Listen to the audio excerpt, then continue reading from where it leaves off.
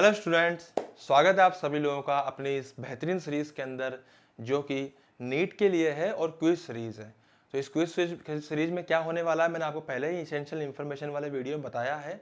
इस सीरीज़ के अंदर हम लोग डिफरेंट वीडियोस हर दिन पोस्ट करेंगे और हर वीडियो के अंदर एक क्विज़ होगा और उस क्विज़ के ऊपर आपको पहले क्वेश्चन सोल्व करने हैं उस क्विज़ के, उसके बाद आपको वहाँ पर सोल्यूशन मिलेंगे। तो बहुत ही बेहतरीन तरीके से हम लोग ये क्विज करने वाले हैं और हर दिन हम लोगों को डिफरेंट टॉपिक्स के ऊपर क्विज मिलने वाले हैं। तो इसका क्या टाइम टेबल रहेगा वो आप हमारे टेलीग्राम पे भी देख सकते हैं, और अगर आप चाहें तो हमारे व्हाट्सएप ग्रुप पे भी देख सकते हैं, वो चाहें तो आप इंस्टाग्राम पे भी ज्वाइन करके देख सकते हैं, या डिस्क्रिप्शन में भी इसके बारे में लिखा हुआ है कि कौन से डे कौन सा वाला क्विज और कौन से टॉपिक का क्विज होने वाला है। सो स्टूडेंट्स, आज हमारा पहला क्विज है। सबसे पहले आपके सामने कुछ क्वेश्चंस आएंगे, तो आप इन क्वेश्चंस को नोट डाउन तो नहीं करिएगा पर सोल्व कीजिएगा इन क्वेश्चंस को। आप चाहे तो इसकी फोटोकॉपी ले सकते हैं, स्क्रीनशॉट ले सकते हैं क्वेश्चंस का, और पहले बैठ के क्वेश्चन सोल्व कीजिए। जब क्वेश्चंस आपसे हो जाए उसके बाद आप आइए सोल्यूशन के ऊपर। Getting my point?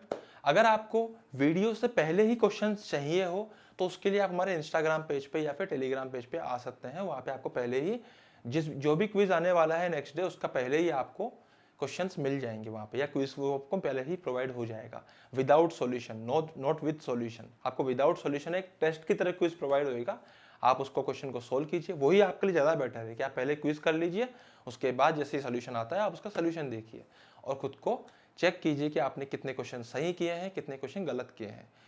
नीट के लिए बहुत ही बेहतरीन क्विज है, तो हम इसको स्टार्ट करने वाले हैं। सबसे पहले आज पहला दिन है इसलिए मैं आपको थोड़ा इंट्रोडक्शन देना पड़ा। ठीक है स्टूडेंट्स, तो सबसे पहले आप क्या कीजिए, सारे के सारे जो क्विज के क्वेश्चन हैं इनको नोट डाउन कीजिए या एटलीस्ट सोल्व करने का ट्राई कीजिए। सोल्व हो जाए उसके बाद फिर आप इस वीडियो को आगे प्रोसीड कीजिएगा। ओके,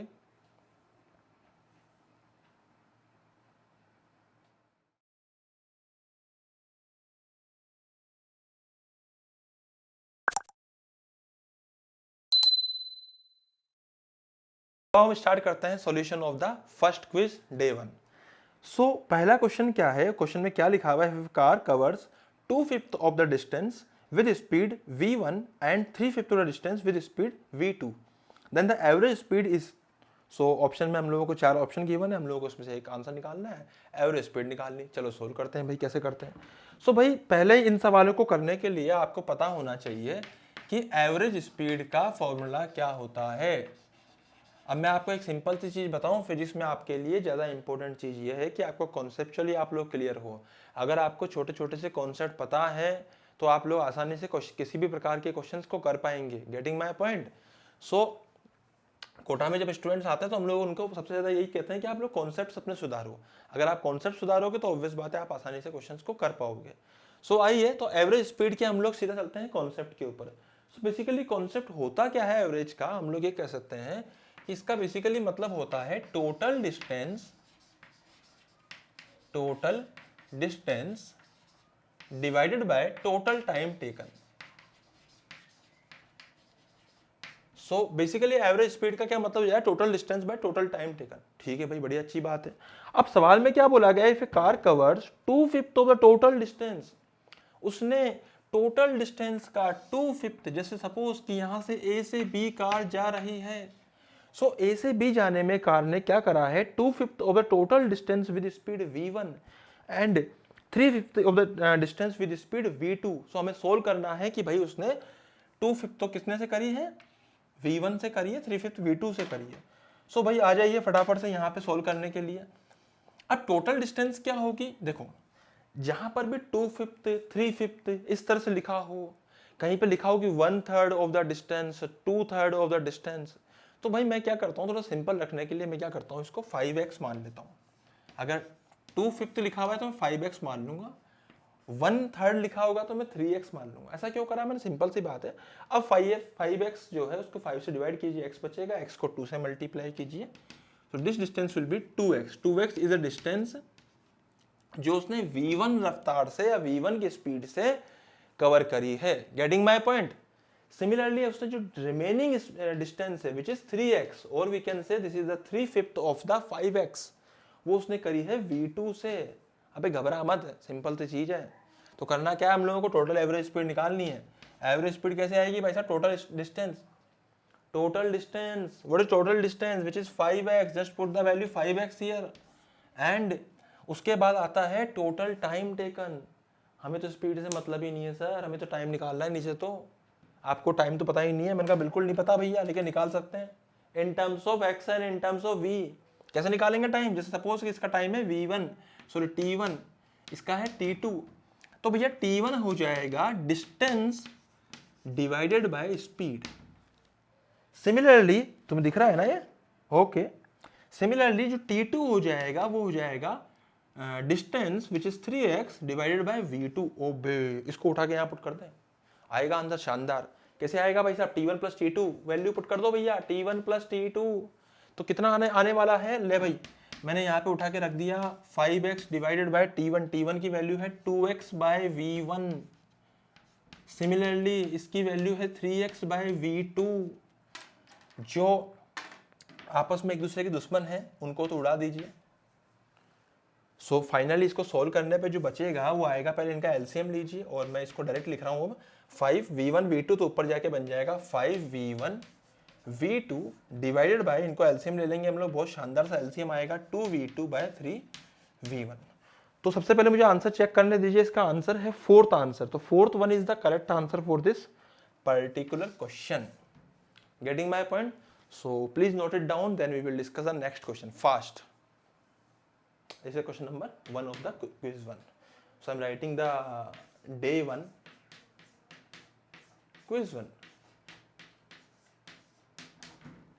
वाओ सर, फटाफट नोट डाउन करो भैया, नेक्स्ट क्वेश्चन करेंगे उसके बाद हम लोग। क्वेश्चन नंबर 2 दिख तो रहा है ना तुम लोगों को? पता पड़ा, मैं अकेला ही पढ़ लिया। हाँ भाई, क्वेश्चन नंबर, नेक्स्ट क्वेश्चन हम लोग करने वाले हैं। अब नेक्स्ट क्वेश्चन क्या है, क्वेश्चन को पढ़ते हैं ढंग से। A bullet fired into a fixed target loses half of its velocity after penetrating 3 centimeter. Okay. How much further it will penetrate before coming to rest, assuming that it faces constant resistance to motion? अरे वाह, तो हम लोगों को क्या करना है, मैं आपको सिंपल सी समझा देता हूँ। इसने क्या बोला है उसको पहले समझते हैं हम लोग, एक एक चीज को समझते हैं। देख भाई, सबसे पहले क्या करो भैया, वो बनाओ जिसके बारे में बात करी गई है, box. Bullet fired into a fixed target loses half of its velocity after penetrating 3 centimetre. Suppose कि बुलेट जा रही थी कितनी रफ्तार से? u से। 3 सेंटीमीटर पेनिट्रेट करने के बाद बेचारी बुलेट के पास जो रफ्तार रह गई, वो बेचारी के पास रह गई ओनली u/2।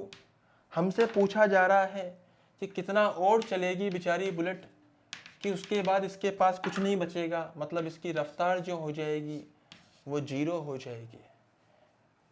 बड़ा आश्चर्य की बात है, पर सोल्व तो करना पड़ेगा। u से पहले u/2 हुई, u/2 से 0 हो गई। बहुत बढ़िया, शानदार।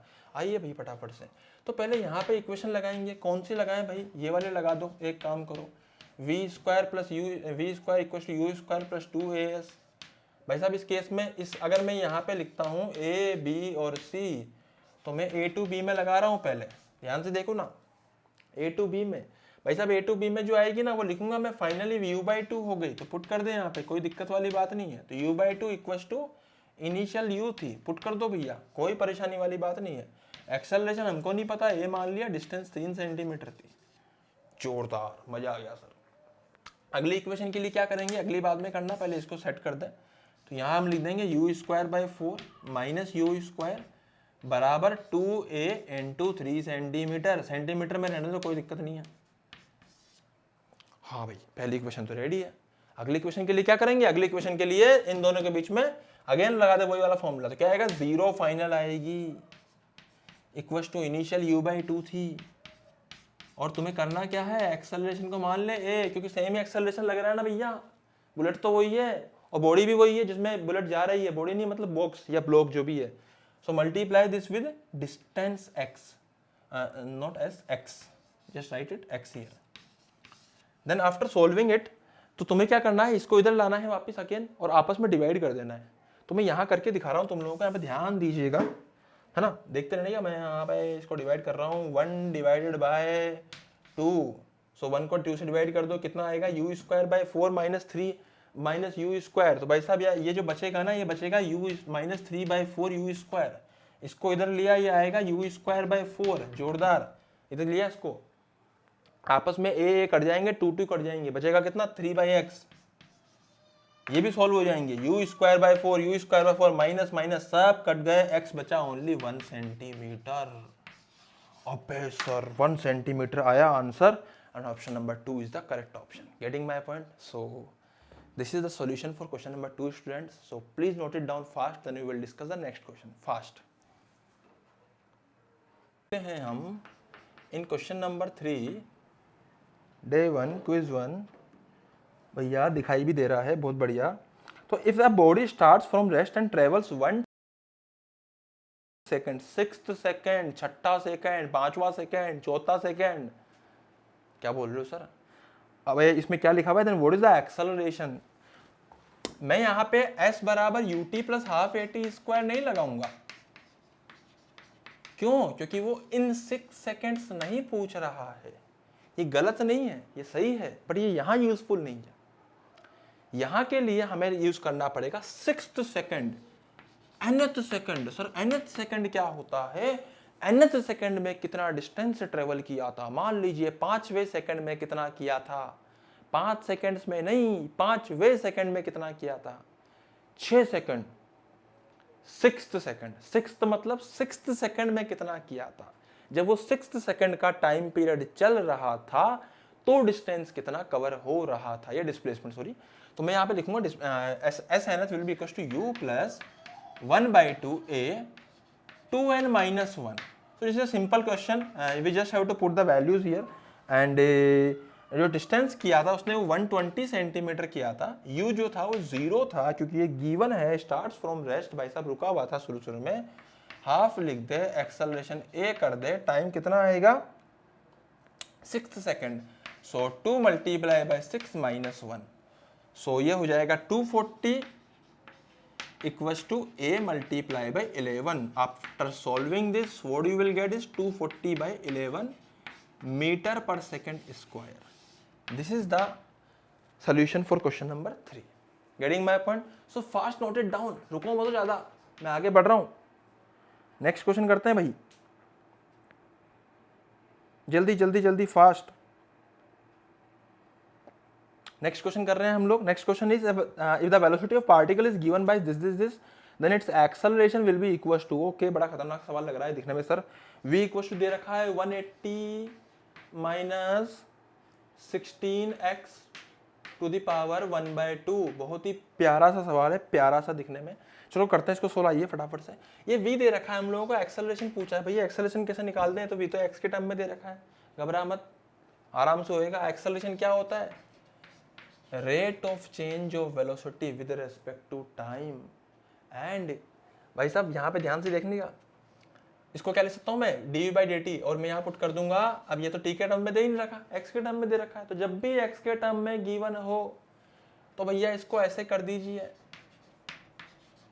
ऐसे कर दीजिए, और फाइनली इसको तुम क्या लिख सकते हो, acceleration will be equal to v dv/dx। तो हमें v तो पता ही है, हमें dv/dx लिखना है। तो भैया dv/dx कितना आएगा? Differentiation of this v with respect to x। तो कर दे डिफरेंशिएशन इसका, खतरनाक सी चीज का डिफरेंशिएशन। कैसे होगा सर इसका डिफरेंशिएशन? ये लिखा हुआ है रूट ऑफ 180 माइनस 16x। तो भाई सबसे पहले तो 1/2 नीचे जाएगा, आई मेरी बात समझ में?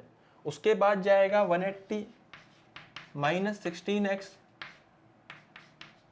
टू द होल रूट, और x का कोफिशिएंट ऊपर लिखना पड़ेगा, तो -16 हो गया। सॉल्व करने पे ये जो बचेगा वो बचेगा -8 by this complete root. I am writing 1/2 in the power as root, okay. So just multiply this thing with velocity v, and after multiplying these two terms, this term and this term, what you will get, acceleration will be equals to sir v dv/dx। Sir v कितना है? अरे v तो देख given है ना भाई, acceleration के लिए dv/dx से मल्टीप्लाई कर दे उसी v को, तो कितना आएगा? सोल्व करने पे -8 आ रहा है, वो भी मीटर पर सेकंड स्क्वायर में। हालांकि मीटर दे रखा था क्या इसमें? हाँ मीटर पर सेकंड दे रखा, तो आंसर मीटर पर सेकंड स्क्वायर में आएगा -8। So option number 3 is the correct option. Students ये जो क्वेश्चंस है ना, ये बहुत अच्छे क्वेश्चंस बनाए रखे हैं आपके मेडिकल पॉइंट ऑफ व्यू से। Getting my point? हालांकि ऐसा नहीं कि सिर्फ मेडिकल के लिए यूजफुल है, हालांकि हर एग्जाम के लिए यूजफुल है, बट थोड़ा सा इनका लेवल जो है वो मेडिकल से ज़्यादा मैच करता है। अगर तो जेई मेंस, और जैसे जेई मेंस का भी हम लोग समझ सकते हैं, एडवांस की बात करें थोड़ा सा उसमें थोड़े से अच्छे क्वेश्चन उसमें ज़्यादा बनते हैं, बट ये बिल्कुल परफेक्ट क्वेश्चन है आपके एग्जाम प्रिपरेशन के लिए। चाहे तो आप लोग नीट की बात करें, चाहे आप जेई मेंस की बात कर सकते हैं। Getting my point? सो मैं नेक्स्ट क्वेश्चन पे चलता हूँ फटाफट से। उसके पहले आप फटाफट से नोट डाउन कीजिए, जल्दी से। सब्सक्राइब नहीं किया सब्सक्राइब कर लीजिए और क्वेश्चन पे आगे बढ़ते हैं। ठीक है भाई। So the next question is, 1 second, okay okay. So the next question is velocity time graph for a moving object is shown in the figure. तो ये क्वेश्चन हम लोगों ने ग्राफ का भी कर लेना है यहाँ पे। Total distance of the object during a time interval when there is non zero acceleration and retardation is. So हमें बात करनी है कि जब नॉन जीरो एक्सेलरेशन और रिटार्डेशन था, नॉन जीरो मतलब कुछ था, चाहे पॉजिटिव में चाहे नेगेटिव में, पॉजिटिव एक्सेलरेशन चाहे रिटार्डेशन, कुछ तो था। जहां कुछ तो होगा भैया, पहले बात ध्यान समझिएगा। Next question, question number 5 is, हमें यहाँ पे दे रखा है बहुत ही शानदार तरीके से वीटी कर्व, और हम जानते हैं कि वीटी कर्व में हमें ये बात जाननी पड़ेगी, और जानते भी हैं कि यार वीटी कर्व जो होता है उसका स्लोप जो होता है ना, स्लोप जहाँ बैठ के फिसल जाते हैं हम, स्लोप। तो वीटी कर्व का जो स्लोप होता है वो बेसिकली होता है dv/dt, और यही होता है हमारा एक्सेलरेशन। Getting my point? तो यही एक्सेलरेशन होता है। सो हमें क्या बताना है कि हमें बताना है कि find the total displacement of the object during time interval when there is non zero acceleration. तो भाई स्लोप तो एक्सेलरेशन होता है, इसका मतलब यहाँ स्लोप जीरो था, यहाँ जीरो था, तो इसका मतलब यहाँ पे एक्सेलरेशन जीरो थे। एक्सेलरेशन कहाँ जीरो नहीं था? इस पार्ट के अंदर। और इस पार्ट का अगर तुझे डिस्प्लेसमेंट निकालना हो ना, तो वीटी कर्व में डिस्प्लेसमेंट निकालने का तरीका होता है VDT, which is area under curve. Let me check, तुझे दिख तो रहा है ना? हाँ, तो इसको मैं एरिया लिख सकता हूँ भैया। You just find, you have to find the area under curve. तो just put the area, put the values to get the area. तो एरिया के लिए हम लोग क्या करेंगे यहाँ पे, एक्चुअली एरिया निकालने के लिए बहुत बेसिक सी चीज़ है यार। 2 ट्राइंगल में तोड़ लो इसको, सिंपल तरीका। एक ट्राइंगल हो गया, एक इसमें रेक्टेंगल हो गया। So the area will be equal to, मैं डायरेक्टली एरिया लिख रहा हूँ भैया। सो हाफ बेस कितना है, यहाँ से यहाँ तक की दूरी देखो, ये 20 सेकंड पे शुरू हो रहा है और ये खत्म हो रहा है 40 पे, तो बेस इज 20। टोटल हाइट यहाँ से यहाँ तक की हाइट कितनी है भैया? 1 से शुरू हो रहा है, 4 पे खत्म हो रहा है भैया, तो 3। हाफ बेस इनटू हाइट, तो ये हो गया area of this particular triangle. अब मुझे बात करनी है एरिया ऑफ दिस रेक्टेंगल, तभी टोटल एरिया आएगा यार कर्व के अंदर का। तो एरिया ऑफ रेक्टेंगल कितना हो जाएगा? आगे क्यों लिखो, आगे आएगा सर बेस इज 20 और इसकी हाइट कितनी है? 1। So after solving this sir हमें मिलेगा ये 50 मीटर। सो 50 मीटर का वो डिस्प्लेसमेंट था सर जब एक्सेलरेशन नॉन जीरो था। तो this is the answer for this question. Getting my point? फटाफट से नोट डाउन करो, सॉल्यूशन जोरदार, फटाफट से, फास्ट। सो इसको नोट डाउन कर लीजिए, इसको सबको जल्दी से, फास्ट। तो बात यह है कि आज का क्विज अपना यही समाप्त होता है। इसी प्रकार से स्टूडेंट छोटे छोटे क्विज आते रहेंगे।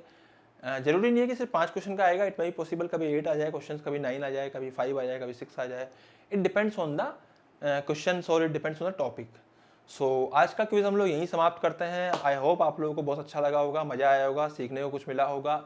ये सीरीज आप लोगों को सीरियसली बहुत स्ट्रॉन्ग कर देगी आपके एग्जाम के लिए, और ये सीरीज आपके बेस को भी अच्छा स्ट्रॉन्ग कर देगी, क्योंकि इसमें हम लोग डिफरेंट कॉन्सेप्ट्स के ऊपर डेली क्विज लेकर आएंगे, डेली क्वेश्चन लेकर आएंगे। सो क्वेश्चन के साथ सोल्यूशन भी लेकर आएंगे। So thank you so much. Subscribe जरूर कीजिएगा, लाइक और शेयर भी कीजिएगा अगर अच्छा लगे तो। और thank you so much. Happy learning. Thank you.